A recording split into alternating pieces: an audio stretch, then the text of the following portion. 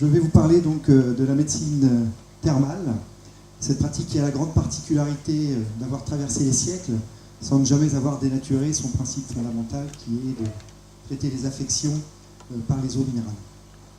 Je démarrerai mon propos en vous reprécisant quel est le cadre thermal en France. Au cours de l'année 2010, 507 000 curistes ont séjourné dans l'un des 95 établissements français pour des cures de 3 semaines, 18 jours de soins, prescrites par leur médecin traitant. Tout autre format autre que ces 18 jours de cure ne permettrait pas de rentrer dans la convention de prise en charge de ce séjour signé entre les exploitants thermaux et les organismes d'assurance maladie. L'Académie de médecine reconnaît 5 grandes catégories d'eau thermale qui permettent de prendre en charge 12 orientations thérapeutiques. Je vous les ai listées tout simplement pour vous démontrer la variété et l'étendue des vertus thérapeutiques de ces eaux thermales. Je vais rapidement donc les lire. La rhumatologie, les voies respiratoires, la phlébologie, la dermatologie, l'appareil digestif, l'appareil urinaire, les maladies cardio-artérielles, les affections psychosomatiques, la neurologie, la gynécologie, les affections des muqueuses bucco-laryngales et les troubles du développement de l'enfant. Les 2 orientations thérapeutiques traitées sur la station de Lamalou étant la rhumatologie et la neurologie. Ce qu'il faut savoir, c'est que l'établissement thermal de Lamalou-les-Bains appartient au premier opérateur thermal français qui s'appelle la chaîne thermale du Soleil, qui propose 20 destinations sur le territoire français. La chaîne thermale du Soleil s'appuie sur 65 années d'expérience, des plateaux techniques performants, une approche pluridisciplinaire et donc un savoir-faire qui lui a permis d'accueillir au cours de l'année 2010 155 000 curistes. Quelques dates importantes.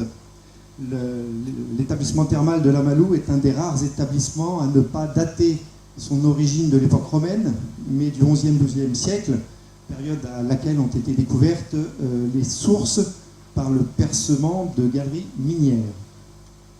Au XVIIIe siècle, on commence à apprivoiser l'eau thermale, à l'enfermer pour l'exploiter. C'est la naissance du premier établissement thermal. Mais c'est au XIXe siècle que la station de Lamalou acquiert ses lettres de noblesse avec la reconnaissance par un éminent neurologue, le docteur Charcot, qui avait mis en évidence les propriétés thérapeutiques des eaux dans les infections neurologiques. Et il envoyait sa patientèle de la Salpêtrière au docteur Privat, donc médecin lamalousien. À l'issue de la Première Guerre mondiale est né un hôpital militaire, a été construit un hôpital militaire pour traiter du tabès, qui est une complication neurologique de la syphilis. Et c'est en 1986 que la chaîne thermale a acquis cet établissement. Alors, quel est le principe des eaux thermales? Ce qu'il faut savoir, c'est que les eaux thermales sont des eaux de source qui sont chargées en sels minéraux et en oligo-éléments. Ces éléments sont utilisés par le corps humain dans son fonctionnement, dans son métabolisme, jusqu'à la cellule. La différence entre les deux réside dans la concentration, les sels minéraux étant plus chargés dans le corps que les oligo-éléments. Ces eaux thermales, elles ont une vie, elles ont traversé sur le bassin de Lamalou une zone volcanique, elles ont traversé des roches donc, qui sont le schiste et le basalte. Elles se sont infiltrées en profondeur pour se réchauffer et se charger en dioxyde de carbone. Actuellement, nous exploitons 2 sources. Une source à 53 degrés que l'on appelle Usclade, donc source chaude, et une source à 28 degrés que l'on appelle la source Vernière 2 exactement. Et c'est le mélange de ces 2 sources qui permet d'exploiter en bassin des températures qui vont de 32 degrés pour les soins notamment de neurologie, jusqu'à 36 degrés pour les soins toniques, jusqu'à 36 degrés pour des soins sédatifs, donc plus indiqués pour la rhumatologie. La plupart des soins se pratiquant à 34, donc qui est une température intermédiaire. Ces propriétés, on dit que sur une température de 53 degrés, les eaux minérales sont dites hyperthermales, ce qui permet de diminuer les raideurs articulaires et musculaires. Elles sont bicarbonées mixtes, c'est-à-dire qu'elles contiennent du calcium et du sodium, et elles sont oligométalliques, ce qui leur confère des propriétés mieux relaxantes et anti-inflammatoires. Elles sont radioactives avec la présence faiblement concentrée de radon pour un effet sédatif et antalgique. Et elles sont enfin carbogazeuses pour un effet anesthésiant, donc agissant sur le système nerveux périphérique. On s'appuie également, dans le cadre des soins thermaux, sur des propriétés physiques, notamment par la pression hydrostatique. La pression dans les bassins en profondeur est plus importante que la pression à la surface, ce qui favorise le retour veineux, le retour du sang vers le cœur. La poussée d'Archimède donc place le corps, sinon en apesanteur, en tout cas en pesanteur réduite, ce qui permet de diminuer les tensions sur le plan articulaire, sur le plan musculaire, sur le plan vertébral. Cela permet la verticalisation et cela facilite les déplacements et la mobilité.